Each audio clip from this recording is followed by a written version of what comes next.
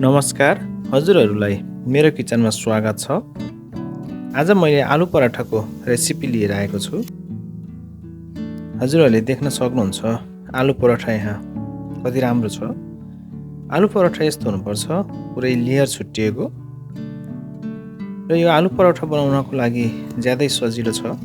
हजुरहरूले भिडियो हेरिसकेपछि घरमा सजिलै यसरी नै आलु पराठा बनाउन सक्नुहुन्छ। आउन सुरु गरौँ है त आलु पराठा बनाउनको लागि। मैले यहाँ हाफ केजी आटा लिएको छु। आटामा हामीले थोरै थोरै पानी राख्दै एउटा नरम सफ्ट डो तयारी गर्नु पर्दछ। डोलाई चाहिँ हामीले नरम हुने गरेर माड्नु पर्दछ। र यसलाई माडिसकेपछि कभर गरेर करिब 10 मिनटको लागि राखिदिनु होला। त्यति बेलासम्म हामीले यसको लागि मसला रेडी गर्छौँ।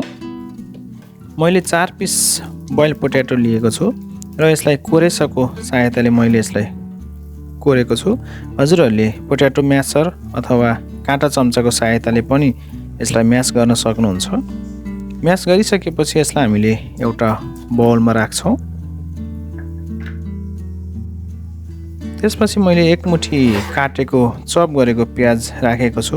त्यस्तै थोरै मैले चप ग्रिन चिल्ली र थोरै चप धनिया पनि राखेको छु। त्यस्तै मैले व्हाइट सल्ट राखेको छु र धनिया र जिराको पाउडर पनि यहाँ मैले लिएको छु। हजुरहरूले देख्न सक्नुहुन्छ मैले यहाँ बिरे नुन पनि लिएको छु। त्यस्तै मैले थोरै चाट मसला र चिल्ली पाउडर पनि राखेको छु। हजुरहरूले चिल्ली पाउडर नराख्न पनि सक्नुहुन्छ। र यसलाई राम्रोसँग हामीले एकचोटि मिक्स गर्नु पर्दछ।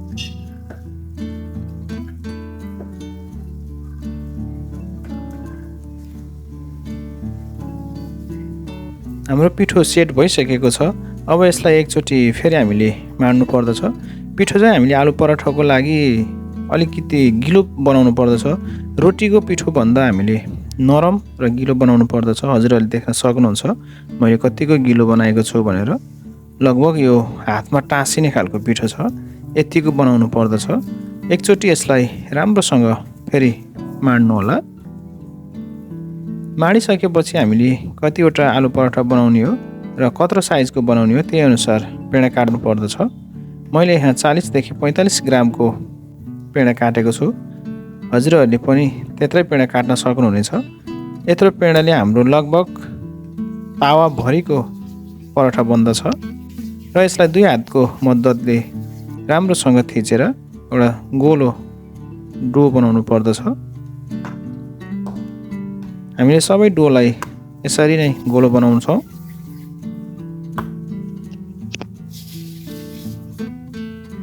टेबलमा अलिकति मैदा छरेर हामीले यसलाई फेरि फ्ल्याट बनाउनु पर्दछ। बिस्तारै छेउछेउबाट हामीले यसलाई थिच्नु पर्दछ।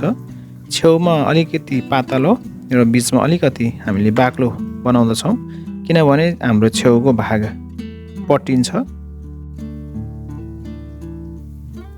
हजुरहरूले देख्न सक्नुहुन्छ मैले छेउको भाग पातलो र बिचको भाग अलि बाक्लो बनाएको छु। र अब यसमा हामीले तयारी गरेको आलुको मसला राख्छौँ। मसला पनि मैले यहाँ टन्नै राखेको छु। हाम्रो डोको साइज र मसलाको साइज लगभग मैले बराबर राखेको छु। यसलाई हामीले बिस्तारै छेउछेउबाट पट्याएर कभर गर्नु पर्दछ।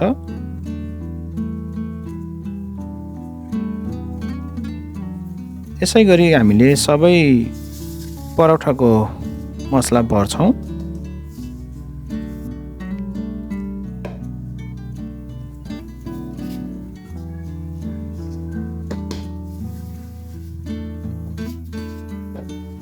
अब हामीले हल्का हातले पराठालाई थिचेर छेउसम्म फैलाउनु पर्दछ र यसलाई बिस्तारै हल्का हातले थिच्दै एउटा रोटीको साइज हामीले यहीँ दिन्छौँ।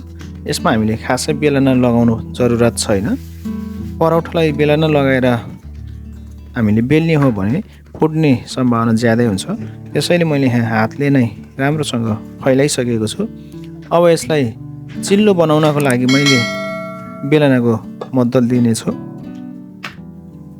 हजुरहरूले देख्न सक्नुहुन्छ पराठा मैले यहाँ हातले थिचेरै रेडी गरिसकेको छु। र यसलाई हल्का चिल्लो बनाउनको लागि बेलना मैले लगाएको छु।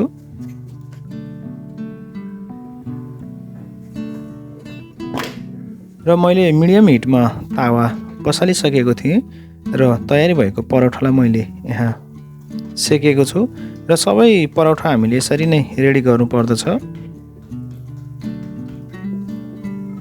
हाम्रो पिठो हल्का गिलो भएकै कारणले यो तन्किन्छ, फुट्न पाउँदैन। हजुरहरूले यतिको गिलो पिठो बनाउनु होला।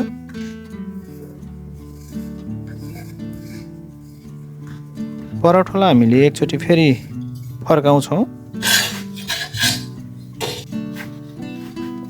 सुरुमा हामीले परौठालाई सेकेर मात्रै राख्छौँ र पछि सबै सेकिसकेपछि फेरि हामीले दोस्रो चरणमा घिउ लगाएर अथवा तेल लगाएर यसलाई फेरि हामीले सेक्नु पर्दछ।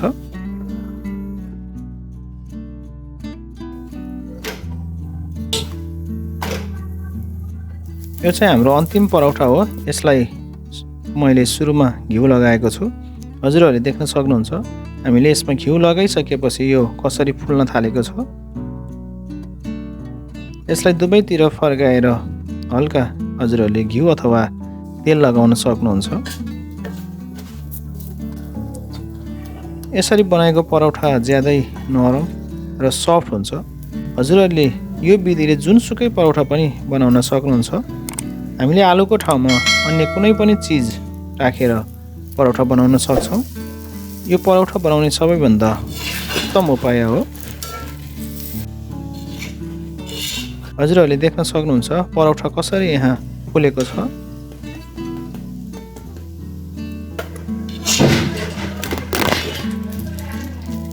खानालाई ज्यादै सफ्ट र ज्यादै टेस्टी पनि हुन्छ यसरी बनाएको परौठा।